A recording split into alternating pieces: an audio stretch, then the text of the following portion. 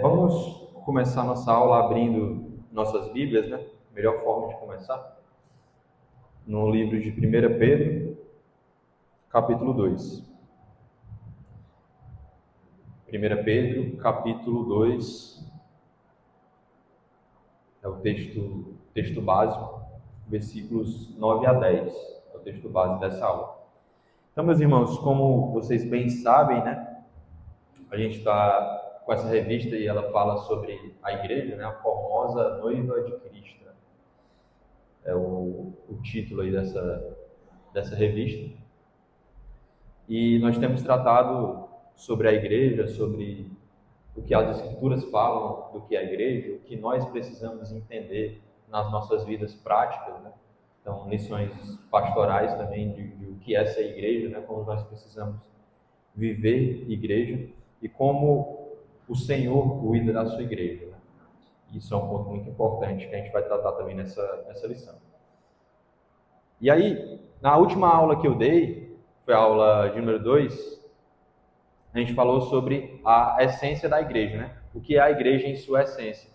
E aí a gente trouxe aqui a gente trouxe algumas definições históricas, né? De que alguns pensamentos durante a história entenderam sobre isso, sobre o que era a essência da igreja. A gente viu os católicos romanos, né? Como eles entendem a igreja como uma igreja histórica e institucional, né? Uma estrutura externa e histórica. A gente viu também o pensamento ortodoxo, que tem uma visão mais espiritualista da igreja, né?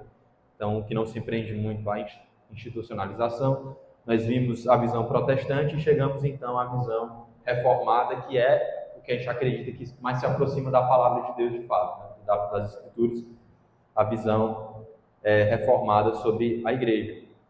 E aí a gente viu que existe uma distinção que é feita, né, entre igreja visível e igreja invisível, né? Então, a gente não se prende tanto à institucionalização de dizer que a igreja é tão somente uma igreja visível e histórica, né, com um aspecto visível, né, institucional, mas também não nos prendemos à visão tão somente espiritualista, né, que acredita numa fé mais subjetiva e que não acredita na comunhão visível do corpo de Cristo, né, na história.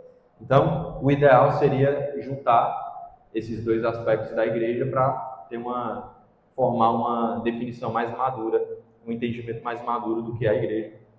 E é isso que a visão reformada faz.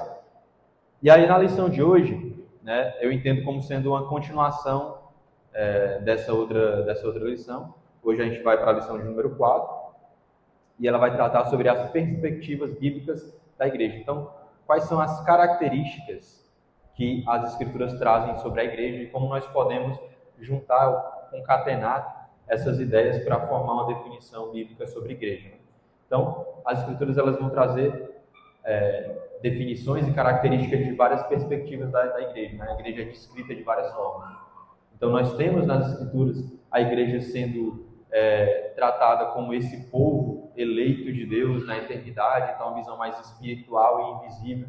Nós temos nas Escrituras falando sobre estrutura de igreja, sobre a formação de diáconos, de presbíteros, sobre os sacramentos, então tudo isso ligado a uma estrutura visível da igreja, né, a igreja visível. E a gente vai dar uma olhada nessas perspectivas que as Escrituras trazem sobre a igreja e como e o que essas perspectivas nos ensinam, né, nas nossas vidas, tá certo? Então vamos começar lendo o nosso texto básico, que está lá em 1 Pedro, capítulo 2, versículos 9 e 10. Deixa eu abrir aqui também. Vamos... É grande, né? Mas vamos ler juntos aqui, meus irmãos. Diz assim a palavra de Deus: Vós, porém, sois raça eleita, sacerdócio real, nação santa, povo de propriedade exclusiva de Deus, a fim de proclamardes as virtudes daquele que vos chamou das trevas para a sua maravilhosa luz. Vós, sim, que antes não erais povo, mas agora sois povo de Deus, que não tinhais alcançado misericórdia, mas agora alcançastes misericórdia. Amém. Meus irmãos, vocês podem acompanhar aí nas revistas, né? Lição de número 4, e aí, como eu falei, ele vai trazer algumas perspectivas das Escrituras sobre a igreja. E a primeira delas é a perspectiva da eleição eterna, certo? E aqui, como nós lemos nessa visão de Pedro aqui, sobre a igreja como sendo um sacerdócio real, a nação santa, propriedade exclusiva de Deus. Então, aqui nós temos algumas definições que tratam tanto da igreja visível quanto da igreja invisível, né? Quando ele fala sobre ser uma nação santa, sobre um povo de propriedade exclusiva de Deus, a gente tem uma noção de eleição, então de um povo que é escolhido por Deus com um propósito divino e espiritual, mas que também se manifesta historicamente, que seria a igreja visível, tá certo? Nessa perspectiva de eleição eterna, a gente vai ler outro texto que vai falar mais especificamente sobre isso, mas nós vamos ver como o povo de Deus é tratado como um povo de origem no decreto eterno de Deus. Então, um povo que nasce, que tem a sua origem no decreto eterno de Deus, na eternidade, antes do tempo e da história. A igreja já existia dentro do propósito soberano de Deus. Vamos ler mais um texto que está lá em Efésios, capítulo 1, versículos 3 a 6.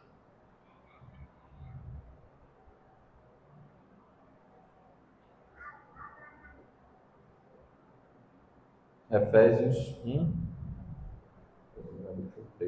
Efésios 1, do 3 a 6. Vamos fazer uma leitura alternada? Certo? Diz assim: Bendito Deus e Pai do nosso Senhor Jesus Cristo, que nos tem abençoado com toda sorte de bênçãos espirituais nas regiões celestiais em Cristo. Assim como nos escolheu nele antes da fundação do mundo, para sermos santos e irrepreensíveis perante ele, e em amor. Nos predestinou para ele, para a adoção de filhos, por meio de Jesus Cristo, segundo o beneplácito de sua vontade. Para louvor da glória de sua graça, e ele nos concedeu gratuitamente no amado. Amém. Para louvor da glória... Eu perdi o fio da meada aqui, porque o microfone falhou, eu fiquei... Minha mente viajou aqui. Mas ele diz, para o louvor da glória de sua graça, que ele nos concedeu gratuitamente no amado. Então nós temos aqui a perspectiva da igreja, né? Então a igreja numa visão de eleição eterna. Então quando a gente fala aqui, a gente entendeu essa divisão na aula de número 2, né? A gente está falando da igreja invisível. O que é a igreja invisível? O que é a igreja invisível lá? O número dos eleitos, né? Todos aqueles que foram escolhidos por Deus e que são conhecidos perfeitamente somente por Deus. A igreja invisível, os eleitos de Deus desde a eternidade, eles são conhecidos por seus frutos. Então, nós podemos conhecer, nós conseguimos enxergar os frutos daqueles que são alcançados por Deus, daqueles que são, de fato, filhos de Deus, que foram escolhidos por Deus na eternidade, mas a gente só quem tem a certeza de quem são esses, né, de quem são todos esses eleitos, é o Senhor. Então, aqui ele está tratando sobre a igreja, né, sobre essa perspectiva. E nós vamos ver algumas implicações que isso traz. A primeira delas é que a igreja ela não é uma realidade reativa ou contingente, né, são os termos que o autor da lição vai trazer aí. Isso é muito interessante. Quando nós lemos a história da igreja nas Escrituras, né? Principalmente Paulo vai falar muito sobre isso, né? Mas como nós vemos no Antigo Testamento, a aliança de Deus inicialmente, né? Olhando de uma forma histórica, né? Numa perspectiva histórica, a aliança de Deus ela inicialmente não é feita conosco, com o que nós chamamos de igreja hoje, ou a partir do Novo Testamento, né? Inicialmente, a aliança de Deus é feita com um povo, com uma nação, que é a nação de Israel, né? Então Deus faz inicialmente uma aliança ali com Abraão, né? E aí ele dá continuidade a essa aliança, né? São os patriarcas ali, na linhagem de Israel, que era Jacó, né? Então, Deus faz inicialmente aliança com esse povo, são eles que recebem as escrituras, né? Paulo vai falar sobre isso, né? Eles que receberam os oráculos, né, divinos, então eles recebem as escrituras, eles recebem as promessas de Deus ali do Antigo Testamento, eles recebem os profetas, né? Eles detinham a exclusividade da revelação divina, então Deus se manifestava a eles não só por meio dos profetas, né, mas por meio de teofanias também. Então, o autor de Hebreus vai falar muito sobre isso, né, sobre como Deus se revelou no Antigo Testamento e como a revelação que nós recebemos é ainda superior à revelação que os nossos pais receberam, mas inicialmente a aliança era daquele povo. E Paulo vai tratar sobre isso lá em Romanos 11, o autor de Hebreus vai falar sobre isso também, de como esse povo rejeitou a revelação de Deus. Então Paulo vai falar de um povo que matou os profetas, né? E de um povo que rejeitou e matou também. Pedro vai falar sobre isso naquele sermão que ele dá lá em Atos, né? Vocês mataram Jesus, o Cristo, o Messias, né? Que foi prometido a vocês, que era tão aguardado. Ele vem para esse povo. Então Jesus inicia o ministério, inicia a sua igreja com o ministério para os judeus. Deus vem para os judeus e esse povo rejeita Jesus, mata Jesus, e a partir de Atos ali, né? Na verdade, ainda em Mateus, Jesus aparece para os discípulos e fala para eles irem até os confins da terra, fazer discípulos, batizando-os em nome do Pai, do Filho e do Espírito Santo. Então, esse ministério agora começa, a partir daí, começa a se expandir para o restante da terra, né? Então, eles saem daquela região, saem dos judeus. Então, Pedro, lá em Atos, ele vai ter aquela visão, né? Lembra qual é esse texto lá? A visão que Pedro tem? Os animais que ele não poderia comer, né? Por ser judeu. O que aparece para Pedro? Coisas que para ele seriam impuras, né? O que aparece lá? E o que Pedro diz para Deus? Nunca tocou nos meus lábios coisa impura, né? Então, o que Deus estava falando para Pedro ali? E ele vai responder para Pedro, né? Não chame de impuro aquilo que eu estou lidando, né? Aquilo que é puro aos olhos do Senhor. Porque o Evangelho ele não iria se deter apenas aos judeus, né? Aquele povo ali, mas que ele iria se expandir também para os gentios, que eram tratados como um povo impuro, um povo que não era, como Pedro fala aqui, né? Não era esse povo, né? Vocês não tinham a misericórdia de Deus, e agora vocês têm. Vocês não eram um povo, mas agora vocês são. Vocês são recebidos, e a linguagem do Novo Testamento é que nós fomos enxertados, né? Como uma adição tardia ao povo da aliança, né? Então nós não éramos povo, nós não tínhamos as promessas e a misericórdia da aliança de Deus, mas então agora nós recebemos isso. Então, nessa perspectiva histórica, quando nós olhamos, parece que a igreja ela nasce a partir de um revés da história, né? Então Deus vai até o povo que o rejeita, então Deus passa a tratar com outro povo, né? E aí ele expande para outras pessoas. Já que vocês me rejeitaram, né? Então eu vou dar a promessa que era só de vocês, eu vou dar para outras pessoas. E agora não será mais só para os filhos de Abraão, mas todo aquele que tem fé, todo aquele que crê, se torna também participante da aliança feita com Abraão. Então são filhos de Abraão por meio da fé. É a linguagem que Paulo usa em Gálatas. Essa é a visão de algumas linhas teológicas, né, que acreditam nisso, né, que Deus foi administrando a sua aliança de forma diferente, né, de acordo com a história, né, os revés da história. Então, como eu falei, né, Deus trata de uma aliança com Israel, que o rejeita, então ele passa a administrar de forma diferente essa aliança e chega até os gentios e a formação da igreja. E aí existe uma distinção entre o que é Israel e o que Deus trata com Israel, a aliança com Israel, e a aliança com a igreja como sendo um povo distinto. Então Deus teria dois povos diferentes, né? E trataria de forma diferente essas duas alianças. Essa é uma visão diferente do que a gente tem, do que a gente acredita que as Escrituras se aproximam mais. Porque a igreja, na verdade, ela não tem uma origem histórica. E ela não nasce a partir dessas contingências da história. A igreja tem uma origem eterna. Porque esse povo, né, que eu estou olhando aqui, todas essas carinhas lindas aqui que estão na minha frente, foram escolhidas por Deus, foram amadas por Deus, conhecidas por Deus antes da fundação do mundo. E essa é uma maravilhosa verdade que as Escrituras nos apresentam. Nós fomos escolhidos por Deus antes da fundação do mundo. A origem da nossa igreja não está baseada nas contingências da história, mas em um soberano plano divino na eternidade. Então a igreja é apresentada como esse conjunto dos eleitos, conhecidos e amados por Deus desde toda a eternidade. E essa perspectiva, outra implicação que ela traz, é que ela ressalta a soberania da graça divina no plano de redenção. Então, a igreja, ela não é fruto da iniciativa do homem. Então, não somos nós que vamos até Deus, não é o homem que funda a igreja, não é o homem que faz aliança com Deus, mas pelo contrário, essa aliança está baseada na iniciativa e na soberania da graça divina.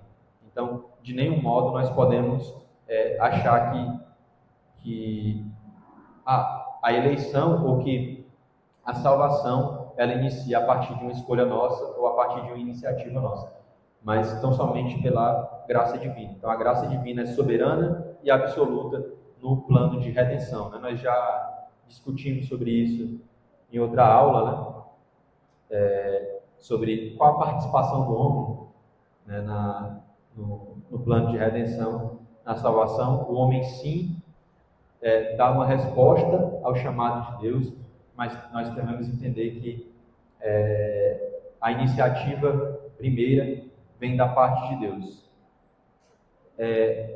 E aí, algo que o autor traz aqui, né, que a igreja ela é obra do Pai em Cristo, destinado para a sua glória. Então, outro ponto importante de nós entendermos que a igreja ela tem uma iniciativa e ela tem uma origem divina, é que a igreja ela não é feita para nós. O objetivo da igreja é a glória de Deus. Então é um povo que é formado por Deus para a glória de Deus. E aqui, meus irmãos, vale uma aplicação pastoral, né, para a nossa comunidade especificamente, que nós devemos tomar muito cuidado com isso, né? Como nós enxergamos muitas vezes a igreja e como nós enxergamos a obra do Senhor, né? Então é muito importante nós entendermos que quando nós falamos aqui, nós estamos falando sobre a origem eterna da igreja, né? Mas nós podemos aplicar isso também à obra do Senhor como um todo. Então a obra do Senhor, ela é manifestada na história e nós estamos vivendo isso aqui, nós estamos construindo isso aqui juntos, né? Então tudo que nós passamos aqui, né, na formação da nossa congregação, os irmãos que são mais antigos, né, nós podemos cair na tentação e no erro de acharmos que a obra está sendo sustentada por nós, que está sendo feita por nós, que nós temos os méritos, né? E cair no erro de achar que nós estamos fazendo para nós mesmos, né? E às vezes isso é muito pernicioso, é uma mentira muito perniciosa que nasce nos nossos corações e nós nem percebemos, né? Porque quando nós trabalhamos na obra de Deus e queremos fazer as coisas do nosso jeito, quando nós ficamos com os nossos corações insatisfeitos pela forma como as coisas estão sendo tratadas aqui, porque não é do nosso jeito, ou quando a gente está trabalhando na obra de Deus e não recebemos o reconhecimento que a gente queria ter, né, por parte das pessoas, porque nós queremos receber esse mérito, porque nós achamos, no fundo, né, por mais que a gente não consiga enxergar isso, nós achamos que nós estamos fazendo para nós mesmos.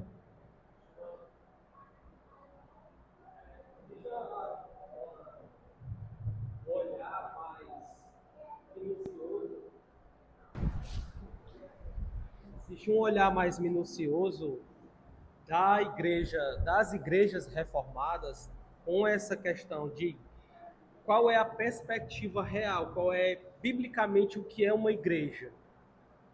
Por que que houve essa distinção, já que nós vimos antes de 1517, nós vimos uma degradação a respeito do que era realmente uma igreja, né? A gente consegue enxergar que historicamente a igreja vinha vendendo indulgências, vinha acrescentando inúmeras, até então não tinha sido ainda feito um concílio para a imersão dos novos livros, mas eles vinham ainda tratando a igreja como se fosse um mercado, um comércio.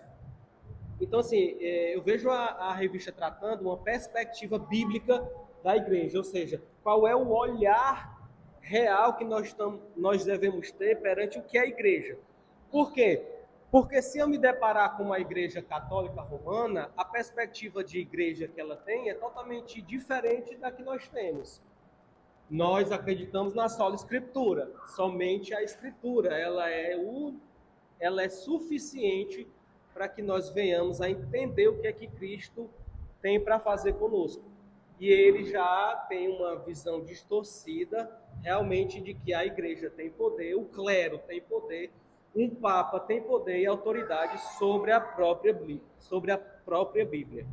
Então, assim, quando você pega Gênesis 3, do 1 ao 7, você vê o pecado, você vê a falta de observância e de obediência do ser humano para com Deus, você vê tudo acontecendo. E você vê algumas perspectivas de denominações que se dizem crentes, ou seja, algumas igrejas dizendo que o próprio Deus ele foi pego de surpresa com aquilo tudo. Então foi algo que o Senhor se surpreendeu com o que aconteceu. Então, assim, você vem numa perspectiva de que o homem ele pode fazer, o homem pode surpreender, o homem pode agradar a Deus por si só. Então, assim, você ter uma concepção única sua, de conhecimento sóbrio da sua própria pessoa, você vai cair lá, como foi dito aqui sábado, em Provérbios 18, 1, 2, que é o tolo, ele no seu próprio conhecimento, ele tem direcionamento do que é certo e o que é errado. Lá em Isaías 5, 21, vai dizer o que é que o ser humano faz, que é trocar o bem pelo mal, a luz pela treva, então, assim, fazer o contrário do que é real. Quando você chega mais avante, quando Cristo vem e vem para os seus, como foi dito pelo irmão, os seus o rejeitam. Quando você chega em Atos, Paulo, ele vai simplesmente ser usado como instrumento para que os gentios sejam alcançados. Simão Pedro vai pregar para os judeus, vai disponibilizar a palavra para os seus, e Paulo vai atrás dos gentios que somos nós. No capítulo 11, o derramado do Espírito Santo vai acontecer no versos 45, Por que aconteceu isso? Uma igreja que é bíblica, que é santa, que é irrepreensível, uma igreja que tem primícias para alcançar e buscar estar com Cristo na sua segunda vinda. É uma igreja que ouve a palavra do Senhor e o Espírito Santo dela é derramado sobre todos nós. Então, assim, existe uma distinção entre realmente o que é uma igreja verdadeira. Nós aqui, presbiterianos, não somos exclusivistas. A salvação não está sobre as nossas portas. A salvação está sobre Cristo. Então, quando existe um exclusivismo, a igreja realmente ela tem que vigiar, porque ela não é uma igreja. Então, ela é o que é dito que é uma sinagoga de Satanás. A igreja visível, ela contém joio e trigo. Nós podemos ver a visível. A igreja invisível, ela só contém o trigo, onde somente Deus tem acesso aos corações, às pessoas que passaram por essa terra, estão nessa terra e ainda irão vir para essa terra.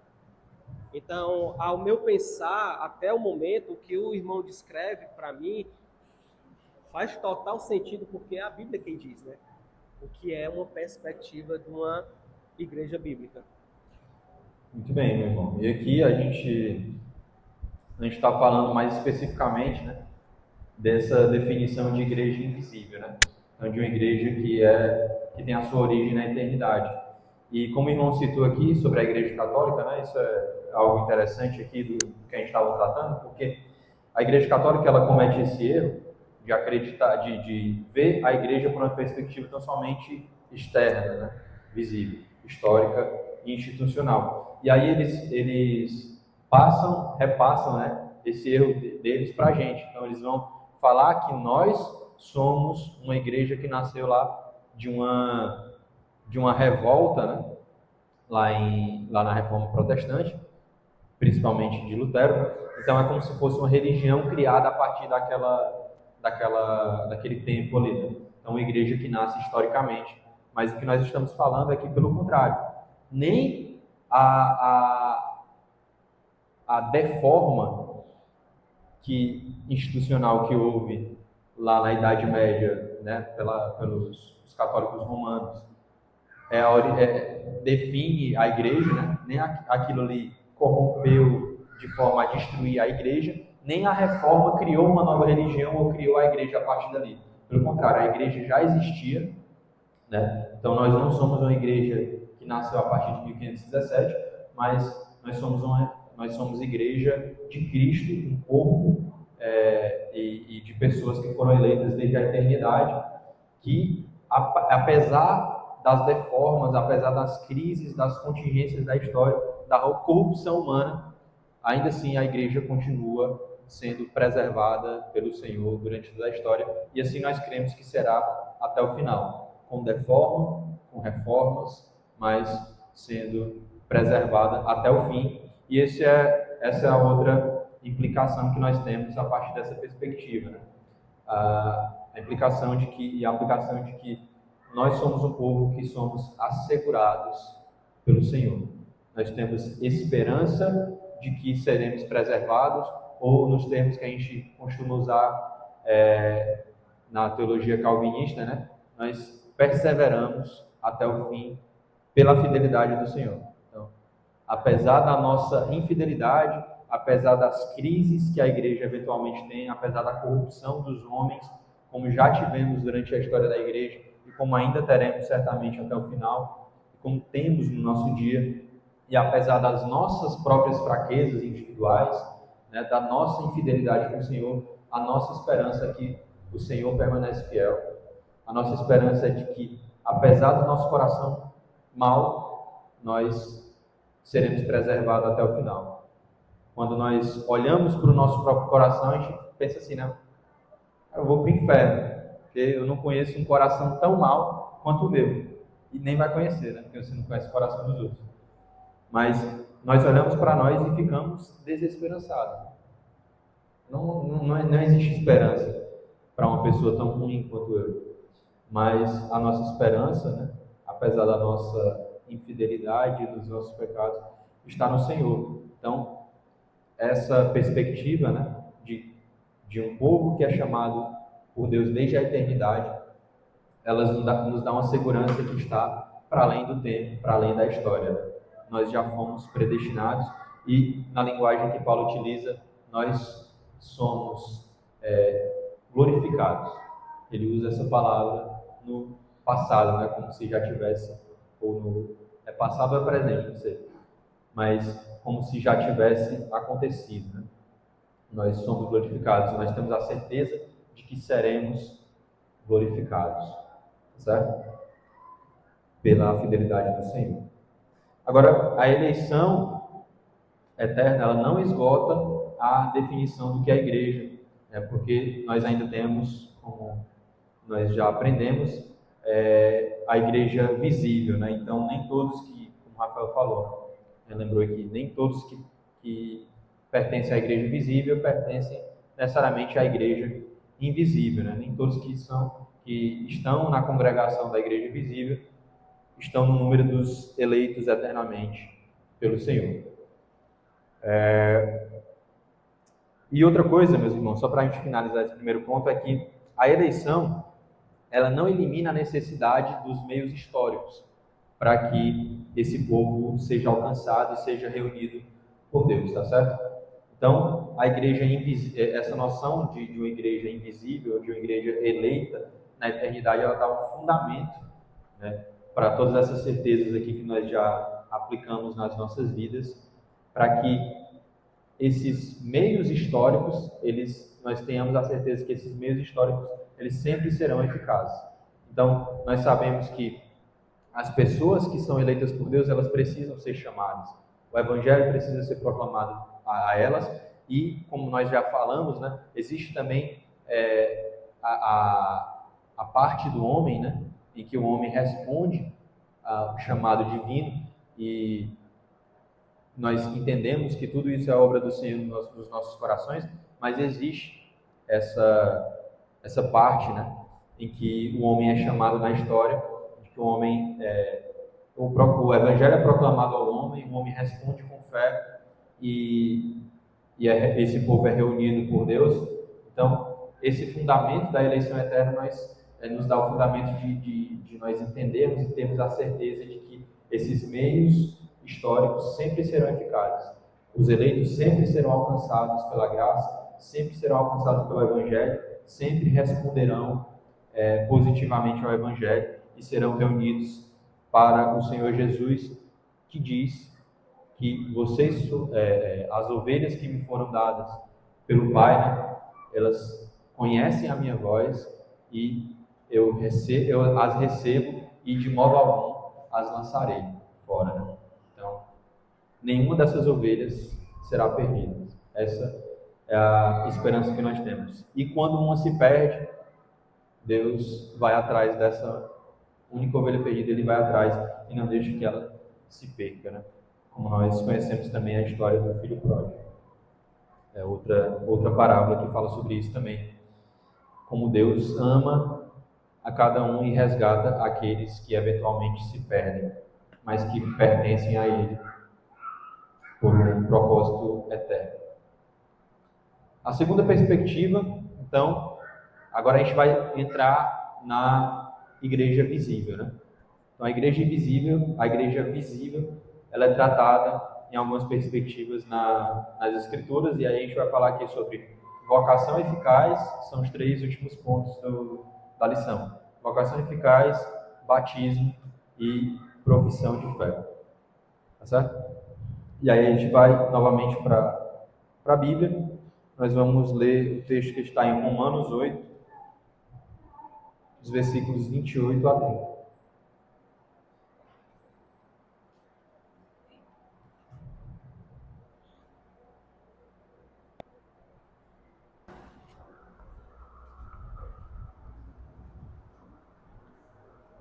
O que Paulo diz aqui, ó? Pode ler para a gente, hein, Renato, por favor?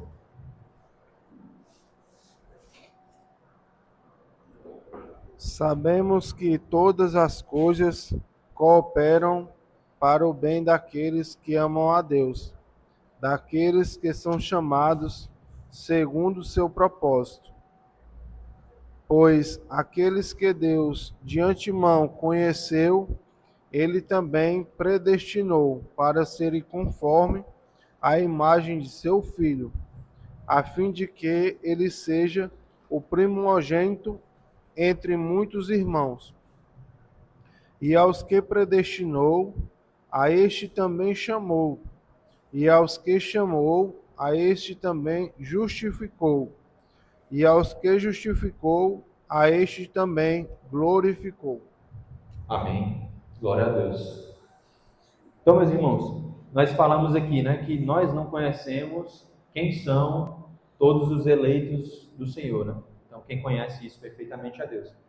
No entanto, em certo sentido, a eleição de Deus, ela não permanece oculta, porque ela se manifesta na história, ela se manifesta no tempo, né?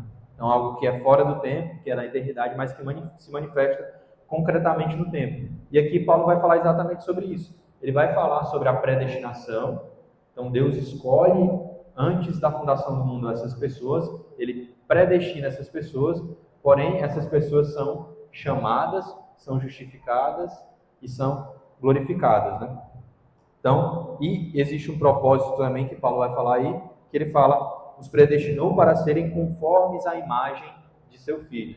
Então existe um propósito que está dentro da história e do tempo, né? Então essas pessoas elas são alcançadas concretamente e elas são transformadas para serem feitas à imagem de seu filho, né? E como sempre, né, aqui, então eu gosto sempre de enfatizar isso daqui, né? O plano divino de redenção, ele, por mais que a gente trate muitas vezes como algo individual da nossa história, né? Então Deus me escolheu, Deus trabalha no meu coração, Deus me transforma à imagem de seu filho, Deus me dá o seu Espírito Santo, mas o plano de Deus ele sempre trata sobre uma coletividade, sobre um povo, né? Então o plano de Deus é reunir um povo, o plano de Deus é ter um rebanho. E aí eu acho interessante que Paulo fala aqui, né? A fim de que ele seja o primogênito entre muitos irmãos. Então, o plano de Deus ele não se limita a um plano individual, né? Por mais que essa seja também uma verdade das Escrituras, mas o plano é sempre para tratar com o povo.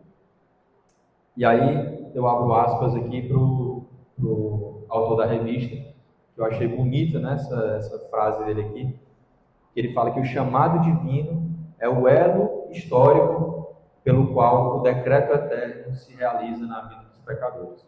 Então, o chamado divino, e aqui a gente usa essas duas terminologias, né? A gente fala de chamado eficaz ou de vocação eficaz, né?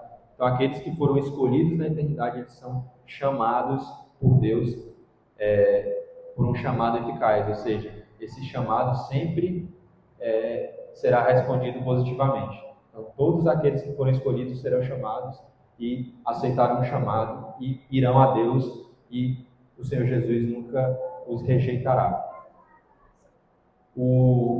Pode falar. Pode falar.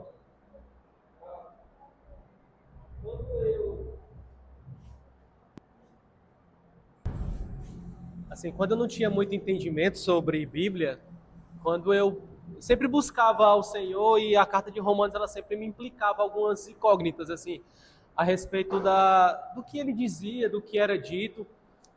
E esse 29 e o 30, para mim, não era que ele fosse uma cortina fechada, mas eu não entendia como é que Paulo, né, ele escrevia da forma que tudo isso já tinha acontecido, né? É uma atemporalidade. O 30, o 30º versículo é justamente, depois eu fui me debruçar sobre alguns teólogos, e aqui é o relato da igreja invisível, né? Existe um pressuposto para você fazer parte do 30. O 29 vai dizer, como o irmão ressaltou, que é sermos a imagem de Cristo, que ele seja o primogênito dentre os irmãos. Aí ele vai relatar no 30º que é justamente isso.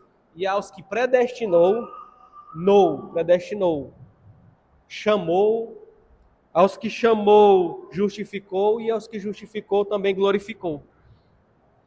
Então, assim, quando eu me deparei com esse versículo 30 e entender que ele fala realmente da igreja invisível, é justamente que eu preciso buscar essa imagem de Cristo, que até então para mim ainda era dificílimo ser igual àquele que foi crucificado, aquele que veio sem pecado nenhum. Então, para que eu viesse fazer parte dessa igreja invisível, né, porque o Senhor conhece a todo mundo. Eu não sei quem está na igreja invisível, mas eu busco estar na igreja invisível.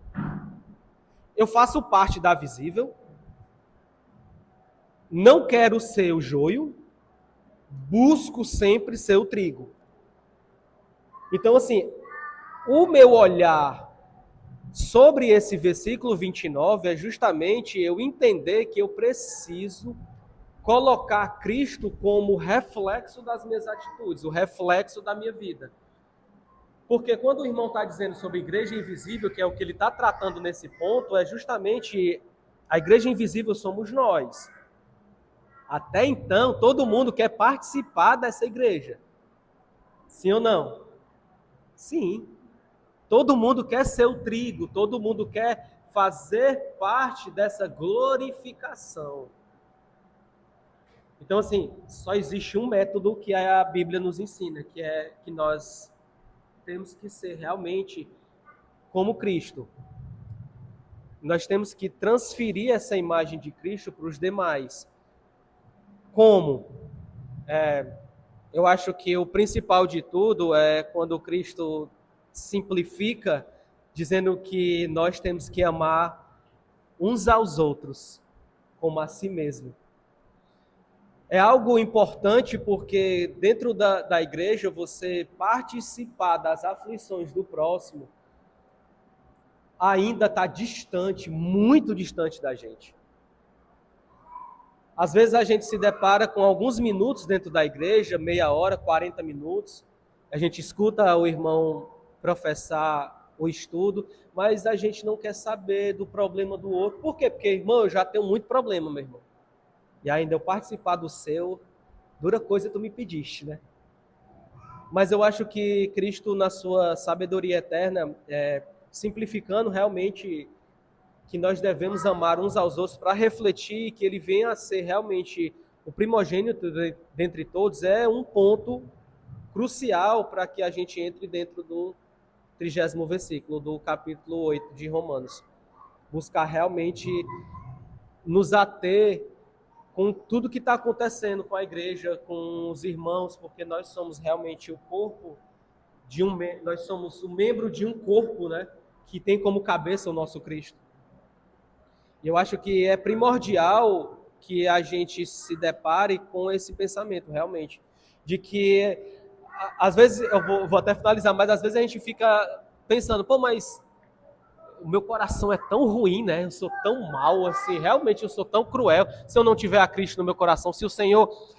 É como se uma fera, é como se o Senhor tivesse com o pé no meu pescoço, e eu fosse aquela fera, e Ele segurasse todos os meus pecados, né? Refreasse toda a minha natureza pecaminosa. E eu oro a Deus que Ele sempre segure isso no meu ser, que Ele não tire esse pé para que eu não venha realmente a estraçalhar o próximo. Que é justamente isso, é o que eu tenho como convicção de que a igreja participar do pão, participar das aflições também. E isso é muito interessante, né? Como eu estava relembrando aí, né? A gente olha para o nosso coração, nós não temos esperança em nós mesmos, mas ainda assim, esse entendimento, né, da eleição eterna nos dá a segurança e a convicção e a esperança de que ainda assim nós somos eleitos pelo Senhor e que nós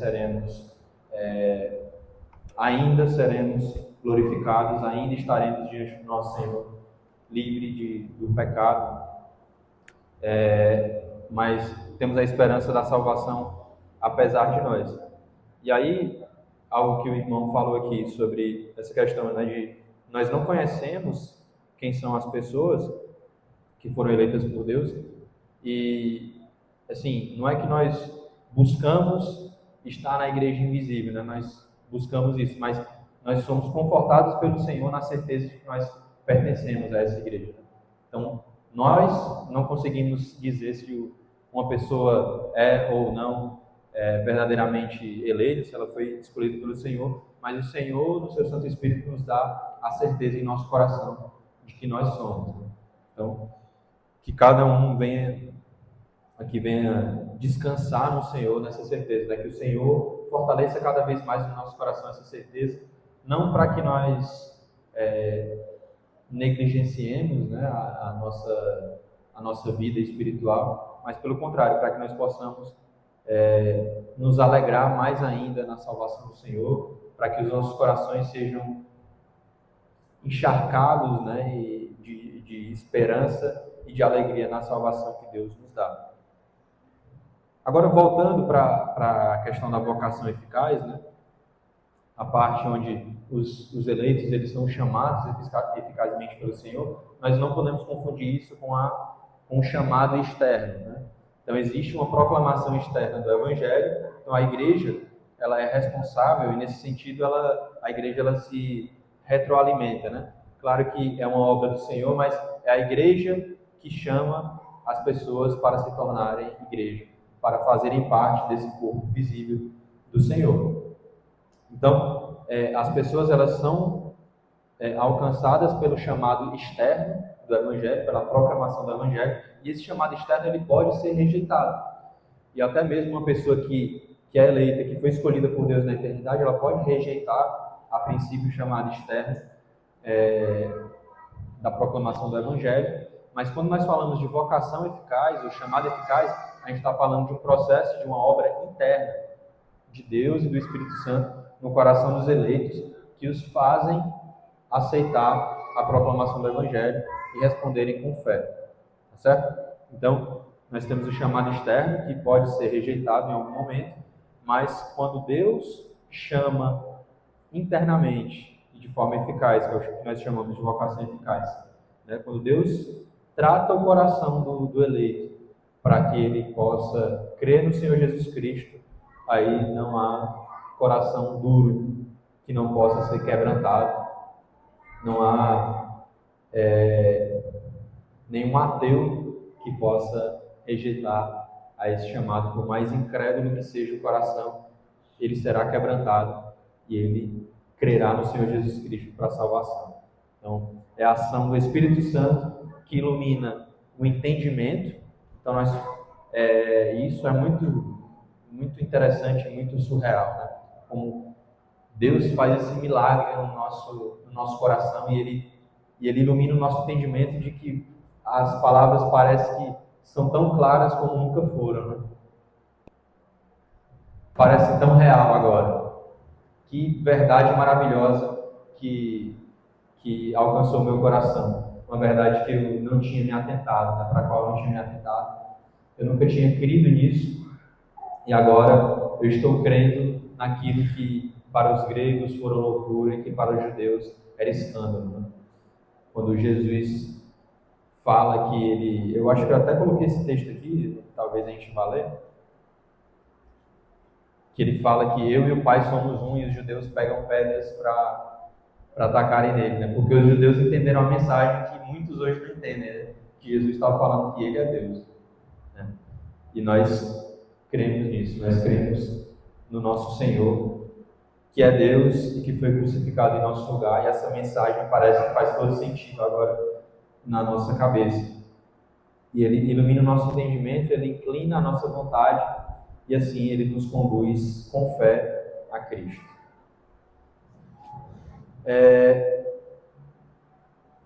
Vamos passar aqui para o outro ponto, meus irmãos. Aqui, o último ponto aqui dessa perspectiva da vocação eficaz é que essa vocação ela produz frutos visíveis, né? Então, ela é um chamado interior de Deus para os eleitos, mas Deus começa a tratar no coração desses homens que foram chamados, que foram eficazmente conduzidos a Cristo, mas que agora eles produzem frutos visíveis. Então, se nós não conseguimos conhecer o coração de cada um e saber se essa pessoa foi de fato escolhida por Deus na eternidade, nós conseguimos conhecer e visualizar a obra de Deus na sua vida.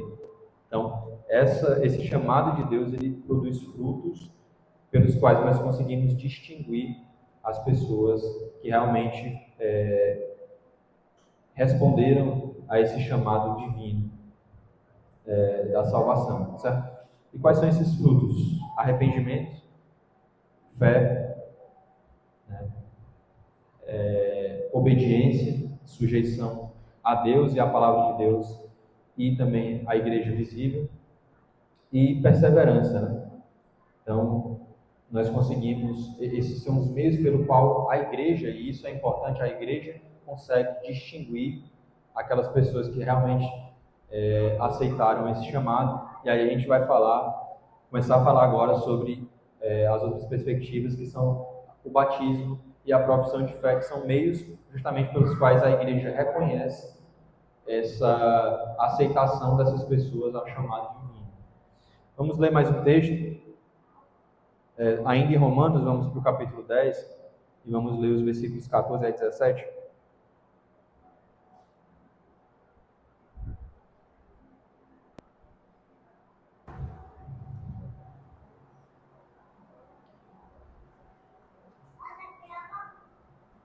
Pode ler para a gente, Nicaio, por favor. 14 a 17, né? Como, porém, invocarão aqueles em quem não creram? E como crerão naqueles de quem nada ouviram? E como ouvirão se não há quem pregue? E como pregarão se não forem enviados? Como está escrito: quão formosos são os pés dos que anunciam as coisas boas. Mas nem todos obedecem ao Evangelho, pois Isaías diz: Senhor, quem acreditou na nossa pregação? E assim, a fé vem pela pregação, e a pregação pela palavra de Cristo. Amém. Então, meus irmãos, como eu já havia falado, né? Então, é responsabilidade da igreja fazer esse chamado externo e essa proclamação do Evangelho para que os eleitos sejam alcançados. Então, a vocação eficaz, o chamado eficaz de Deus interno no coração de cada um dos eleitos, ele é inseparável da proclamação externa do Evangelho. Então, as pessoas não são, ordinariamente, pelo menos, né, não são alcançadas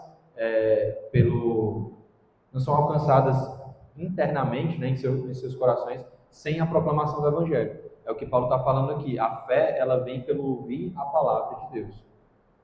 Como ouvirão se não há quem pregue? Né?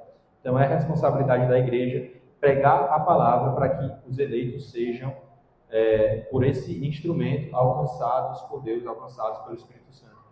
E isso também consola os nossos corações, nos anima para o próprio evangelismo, para essa missão que nós temos como igreja. Né? Então, quando nós saímos aqui para anunciar o Evangelho, né, não só quando nós fazemos formalmente o evangelismo, né, indo nas casas e alcançando pessoas nas ruas, mas quando nós proclamamos o Evangelho para a nossa família, no nosso trabalho, quando nós falamos de Jesus Cristo para essas pessoas, nós não cremos no nosso chamado externo, né, na nossa proclamação em si, ou na nossa capacidade de influenciar essas pessoas, na nossa capacidade de convencer essas pessoas, mas nós cremos que quando nós pregamos o Evangelho, Deus opera no coração dos eleitos para que eles acreditem naquelas palavras. E, às vezes, eu não sei se vocês já passaram por essa situação, né? Mas teve um local onde eu trabalhei que eu orava a Deus, né? Pedindo para que Deus me desse a oportunidade de falar para aquelas pessoas ali, de pregar o Evangelho para aquelas pessoas. E aí eu tentava lembrar nas orações, né, de cada uma daquelas pessoas. E aí tinha um camarada lá que eu falava assim: esse cara aqui, eu não consigo imaginar esse cara acreditando no Evangelho. Eu não consigo imaginar esse cara se rendendo ao Senhor Jesus Cristo. Um cara totalmente perverso, imoral, e também influenciado por algumas, sei lá, visões, filosofias ou religiões aí malucas. E aí eu pensava, né, ao mesmo tempo, Deus falava assim ao meu coração, né, que Ele poderia alcançar aquela pessoa. Porque foge da razão, foge do entendimento humano. Né? Quando Deus faz esse chamado eficaz no coração do homem, se ele de fato for o eleito de Deus, Deus vai quebrar toda incredulidade, toda imoralidade, tudo que, enfim, todas as barreiras, né, que possam surgir diante do Evangelho. Deus quebra todas essas coisas e Deus consegue alcançar o mais vil pecador. Nós superestimamos os pecados das outras pessoas, né? Porque nós subestimamos o nosso. Então, a gente fala assim: impossível aquela pessoa ali ser alcançada por Cristo. Você foi alcançado por Cristo. Você está subestimando o seu pecado. Outra hora, o seu pecado foi uma grande barreira diante do Evangelho para que você cresça no Senhor Jesus. Você talvez não tenha noção do quanto você ama o seu pecado e do quanto era pior antes de Cristo te alcançar. Quanto você amava desesperadamente o seu pecado e estava disposto a entregar a sua vida pelos desejos da sua carne. E, infelizmente, a gente ainda padece dessa doença, né, espiritual. A gente ainda tem esse amor pelo pecado que Deus vai quebrando nos nossos corações, né, e que Ele continue a quebrar mais ainda, para que a gente consiga amar tanto a Cristo a ponto de odiar os nossos pecados, né, meus irmãos? Oi? Totalmente.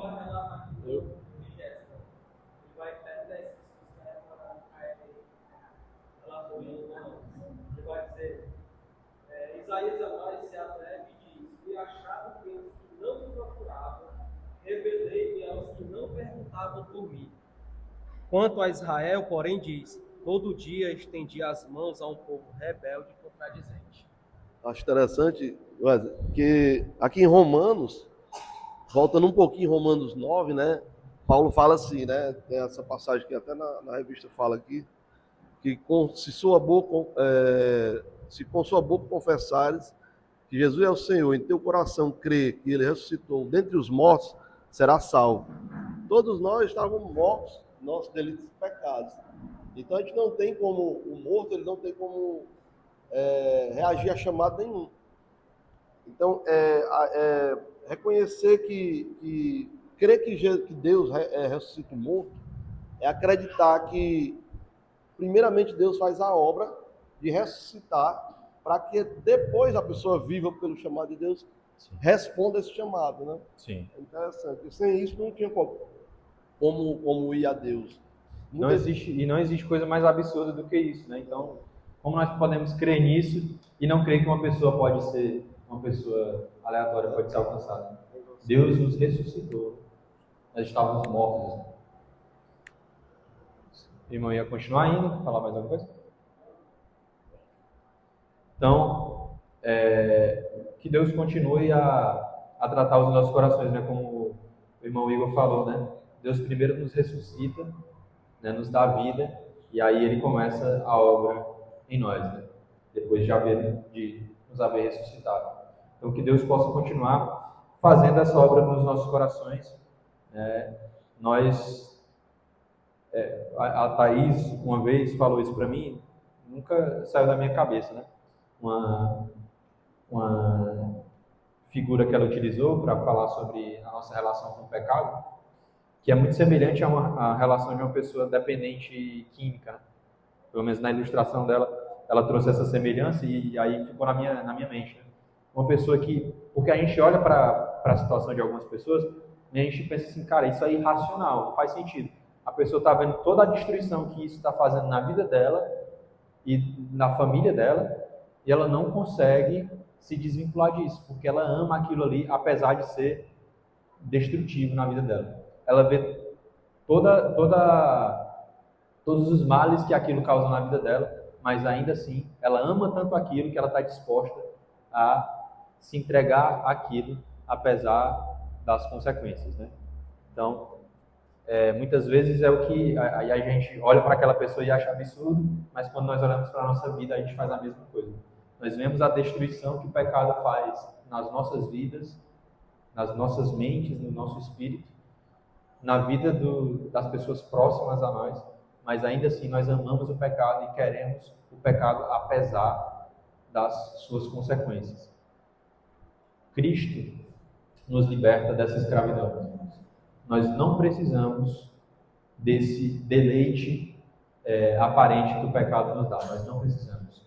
Em Cristo, quando nós fugimos para os braços de Cristo, nós encontramos um deleite muito maior. Nós encontramos uma graça que é melhor do que a vida. Tá certo? Então, quando estivermos tão enfeitiçados pelo pecado, então que nós tenhamos essa verdade no nosso coração, que nós não precisamos dele, nós não precisamos ir para o pecado para satisfazer os nossos corações, porque agora em Cristo nós encontramos uma satisfação muito maior para os nossos corações. Então, corramos para ele, para nos deleitarmos nessa graça, que é tão maior do que o pecado, que é melhor do que a vida. Então, esse chamado interno do Senhor, ele é manifestado externamente através do batismo e da profissão de fé, que são os dois últimos pontos da revista. Então, a igreja também é descrita nas Escrituras como uma comunidade visível marcada pelo batismo e pela profissão de fé. Tratando especificamente do batismo, né, inicialmente, o batismo ele é um sinal sacramental instituído por Cristo para identificar publicamente aqueles que pertencem ao seu povo, tá certo? Então, o batismo ele é uma forma de identificação pública de uma fé interior, de um chamado interior que Cristo faz aos seus eleitos. Nós, no entanto, entendemos que como essa é uma manifestação visível, ela não possui uma autoridade em si mesma de conceder fé àqueles que participam desse rito visível. Então, uma pessoa que é batizada, ela não recebe fé por conta do batismo, ela não recebe salvação por conta do batismo, né?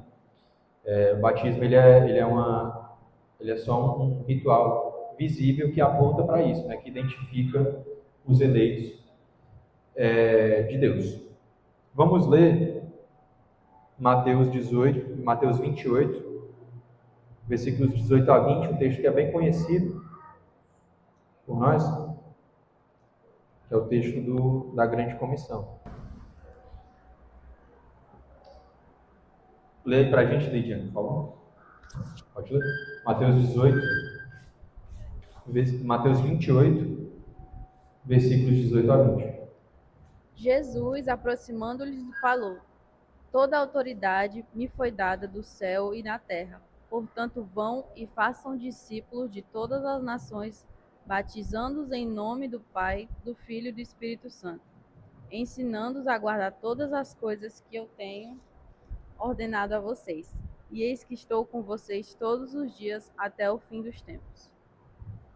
Bem, então, essa é uma ordenança, né, do Senhor, é um sacramento. Então, quando Cristo fala, vocês vão, vocês façam discípulos e vocês os batizem. Então, esse é a identificação visível de que aquelas pessoas estão sendo inseridas no corpo visível, na igreja visível de Cristo. E aí, quando essas pessoas são inseridas no corpo visivelmente, né, elas passam a fazer parte da comunidade da aliança e elas passam a viver sob os privilégios e as responsabilidades do povo de Deus, do povo da aliança, né? Então eles vão ser beneficiados, né, pela graça de Deus sendo manifestada ali no meio da sua comunidade, e vão também atender à responsabilidade da vida comum dentro da igreja, tá certo? Então, essa é uma ordenança do Senhor e que nós entendemos como sacramento nesse sentido.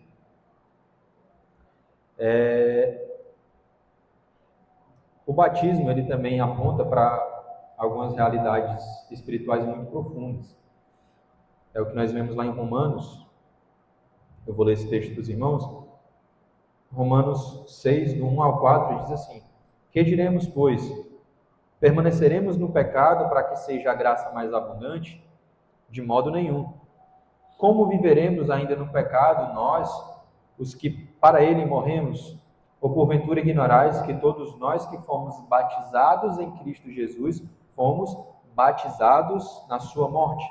Fomos, pois, sepultados por ele na morte pelo batismo, para que, como Cristo foi ressuscitado dentre os mortos, pela glória do Pai, assim também andemos nós em novidade de vida.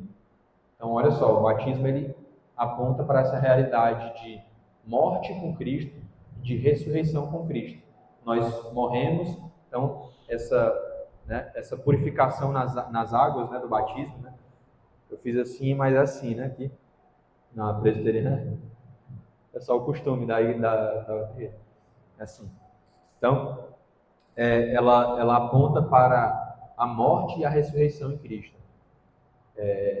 E ela aponta também para a redenção e para a purificação e perdão dos pecados.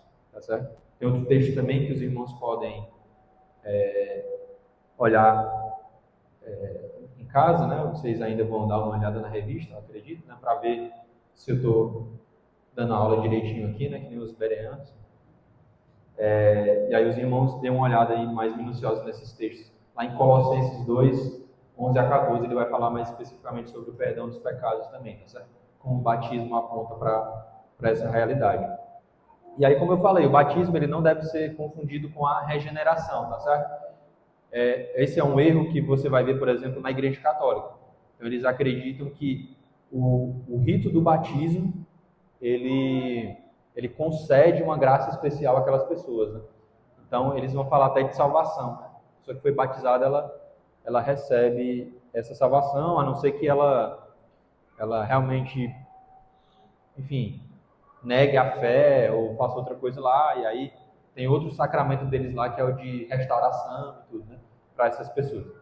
Mas enfim, eles acreditam, e aí é uma visão sacramentalista, né? O rito em si, ele possui uma autoridade e ele comunica uma graça poderosa, né, de salvação, de perdão de pecados, de regeneração sobre a vida daquelas pessoas, independente da fé, independente de uma eleição eterna, como nós cremos.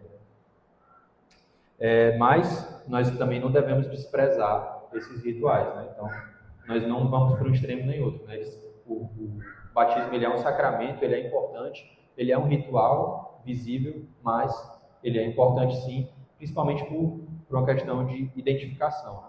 Como Cristo falou, como Jesus falou aqui, né? Então, ela é a entrada visível dessas pessoas na igreja visível, né? Daqueles que creem. E aí, meus irmãos, só sobre essa questão da identificação, como é importante, né, nós nos identificarmos com o batismo, né? E na Igreja Católica eles pecam por um lado, né? E é aquilo que falamos, nós não devemos ir para os extremos, né?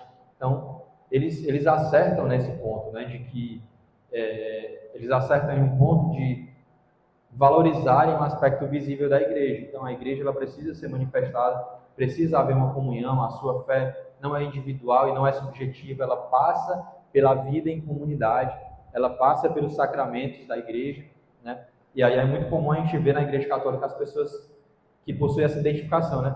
Você fala assim, não, sou católico, sou batizado, é a primeira coisa que a pessoa fala, né? Que é batizado na igreja católica, né? Quando ela se identifica com a fé católica. Não, sou batizado na igreja católica.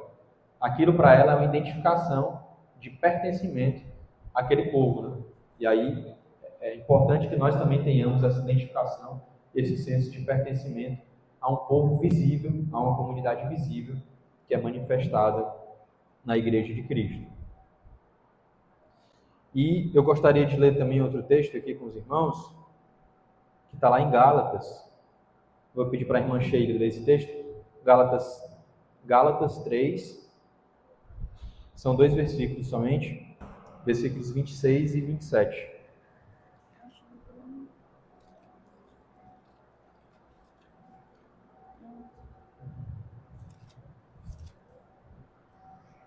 Peraí, irmão, estou encontrando. Bem. Gálatas 3, 26 e 27. 26 e 27. Pois todos vocês são filhos de Deus mediante a fé em Cristo Jesus. Porque todos vocês que foram batizados em Cristo, de Cristo se revestiram. Amém. Obrigada. Todos vocês que foram batizados, é que ele está falando dos que creem, né? Porque ele está falando da igreja, tá certo? Então ele está falando para a igreja dos Gálatas. Então, ele está falando das pessoas que creram, mas ele está falando que vocês que foram batizados, de Cristo vocês se revestiram. O que ele está falando aqui? O batismo, ele possui implicações pastorais. Então, o batismo, ele também é uma convocação, ele serve como uma convocação para o indivíduo a viver de forma coerente com a identidade, com a sua identidade de membro do povo de Deus, né? Como parte do povo de Deus. Então, como um sinal visível, como um rito visível de identificação e de pertencimento a esse povo, ele implica também um compromisso com esse povo. Então, ele implica um compromisso de uma vida coerente com esse chamado que foi feito a ele e da sua identidade como membro do povo de Deus. Então, o batismo ele nos convoca para essa responsabilidade, para esse compromisso, para viver de modo coerente com a nossa identidade. E aí, meus irmãos, caminhando para o final, o último ponto da revista, então, ele vai falar sobre a perspectiva da profissão de fé. Então, a comunidade visível de Deus, na igreja visível, ela é marcada por essas duas características, né? O batismo e a profissão de fé. Lá em Romanos 10, eu vou abrir aqui para ler para os irmãos. Romanos 10, 16 e 17. Paulo diz, mas nem todos obedeceram ao Evangelho. Não, é Romanos não. Eu comecei a ler aqui, eu vi que estava estranho, né? 1 Coríntios. 1 Coríntios 10.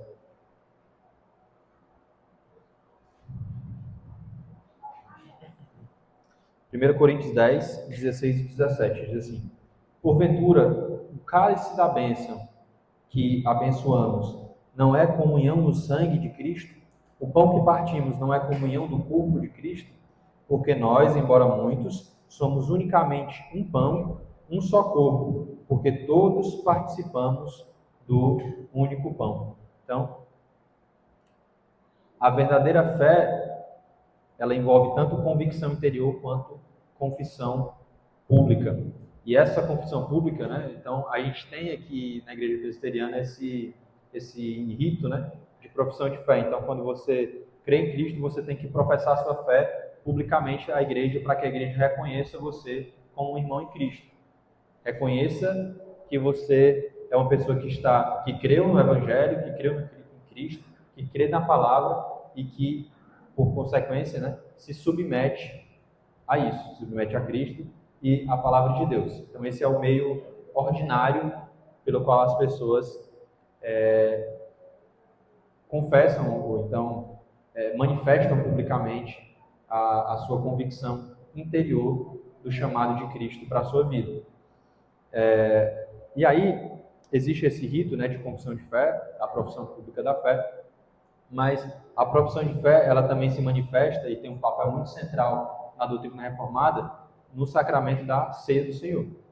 Então, a ceia do Senhor, ela é como uma continuidade da manifestação da confissão de fé dos membros da igreja visível.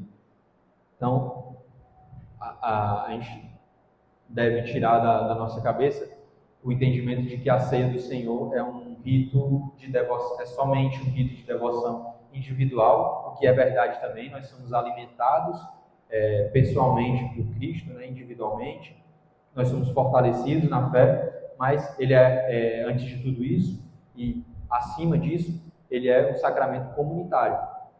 Ele é uma celebração, né, da união do corpo de Cristo. Então, ele pressupõe uma fé confessada e reconhecida publicamente dentro do corpo de Cristo. É uma fé que é examinada e reconhecida pela igreja. Então, você tem a profissão de fé, você tem essa resposta pública da sua fé como uma declaração de pertencimento a Cristo e, consequentemente, ao seu corpo. E você tem a ceia do Senhor como um sinal contínuo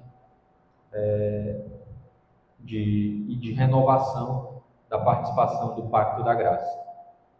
Então, a ceia do Senhor, ela é ao mesmo tempo uma expressão da fé pessoal e também um ato comunitário celebrado sob a supervisão pastoral da igreja. Então, nós devemos cuidar um dos outros e esse é um dos aspectos, né, uma das formas pelo qual a igreja cuida do seu corpo. A ceia do Senhor e a preservação dos sacramentos de Cristo, né, tanto o batismo quanto a ceia do Senhor, os sacramentos que nos são dados e que são administrados pela igreja.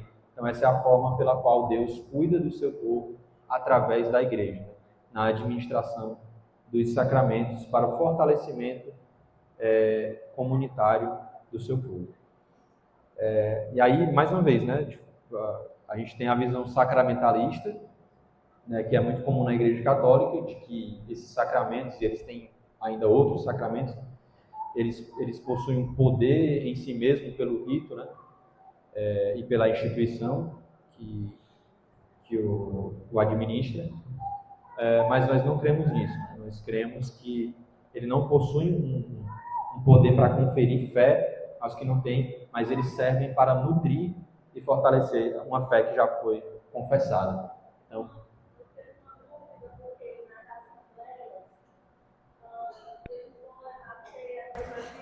Em casa. Isso é bíblico, mas eu não vi sim. a igreja presbiteriana. O tempo que eu estou aqui eu ainda não vi, mas é bíblico. Os que não podem vir por enfermidade levar a casa, a Sim, ceia. sim. Sim, eu acho que Paulo fala sobre isso, né? Não é isso? Assim, pelo menos na minha visão, eu acredito que seja correto. Eu não sei se eu estou falando alguma coisa que é errada, mas na minha visão, sim, é correto. Essas pessoas precisam ser alcançadas, precisam ser cuidadas da igreja quando não tem a possibilidade de estar. Então, é uma impossibilidade extraordinária e, no caso, física, né? Provavelmente. Então, assim, não é uma questão da pessoa não querer e ter comunhão com os irmãos da igreja, mas é uma impossibilidade externa.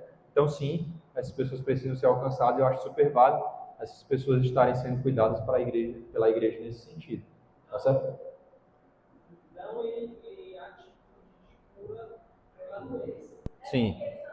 Não, porque também participando de algumas igrejas na qual a gente também participou, fica claro que quando eles se deslocam até os locais onde estão esses enfermos, ali não é a questão simples da participação do corpo e do sangue, da comunhão, não é comunhão. É justamente para purificação e a questão da saudabilidade do corpo em si, porque eles também levam óleo. Além de levar os itens, né, da ceia, eles também levam óleo. Então, para esse percurso, para esse ato, não. A igreja presbiteriana ela não aprova e ela nem participa disso, porque a ceia do Senhor é a representatividade, né, é justamente para comunhão e não para essas questões. É só porque quando a irmã falou, eu já participei desses atos, irmão. Hoje eu... Sim, então essas pessoas que estão enfermas, né, impossibilitadas fisicamente, elas precisam ser visitadas. Eu acho válido ir até essas pessoas para que elas possam participar da ceia do Senhor e administrar a ceia ali em conjunto com outros irmãos, né, em uma visita. Eu acho válido, mas aí depois, se não for correto, o pastor pode corrigir. E também eu acho válido essas pessoas serem visitadas para que, enfim, a igreja esteja orando por elas, né? Pedindo a Deus cura pela vida delas, né? Nós não temos poder de curar essas pessoas, mas nós oramos e pedimos a Deus porque nós cremos que Deus pode sim curar essas pessoas que estão enfermas. Alguns irmãos têm mais alguma implicação sobre esse ponto? É o último ponto da nossa lição. Mais alguma coisa a pontuar? Podemos concluir.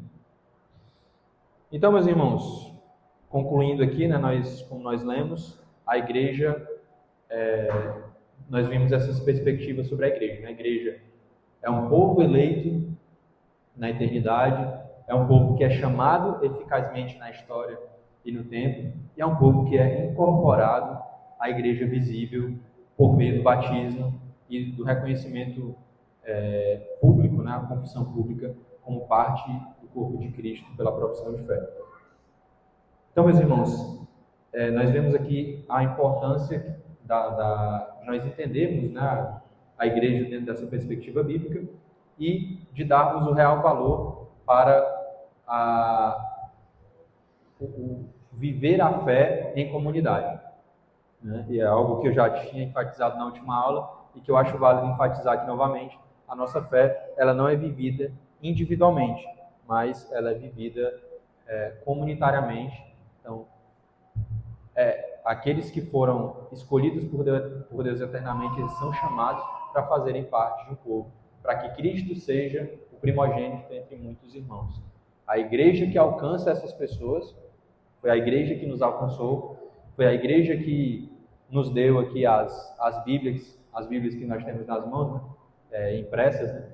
Então, a palavra de Deus foi a igreja que preservou essa mensagem durante a história para que ela chegasse até nós, e é por meio da igreja, né? É o instrumento da igreja que Deus usa para alcançar os seus eleitos, tá certo?